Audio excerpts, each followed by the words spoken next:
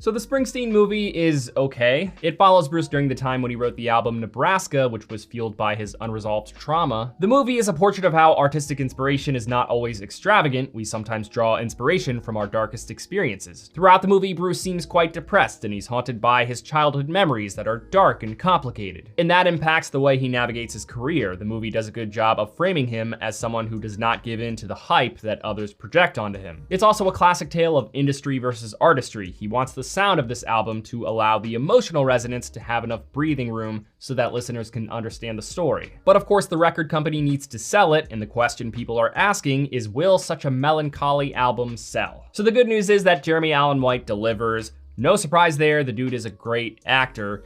It is a mostly subtle performance though, since the character is carrying a lot of sadness. But there are a couple of moments where he really shines, especially one scene in the third act where dialogue wasn't even needed. His face did all of the talking. The conflict is where the movie comes up short. It's all pretty light, to the point where calling it conflict might even be a little bit generous. There's friction between him and the girl he's seeing, Faye, played by Odessa Young. The source of that friction is pretty absent. The movie often settles for the excuse of, oh, I just don't want to hurt you. And then the conflict between him and the record company is almost non-existent, since they don't really put up much of a fight trying to commercialize his music. Though the movie's tone is a bit dreary, that's part of the charm, and it could be argued that it was in the same vein of the album Nebraska to give the movie the same emotional space as the album. So in a way, it succeeded. It just doesn't really give you a good idea of what this guy was actually really like. The movie overall is not bad. It's fine, but if you're like me and you're kind of just over musician biopics, this is not going to be the movie that changes your feelings about that subgenre.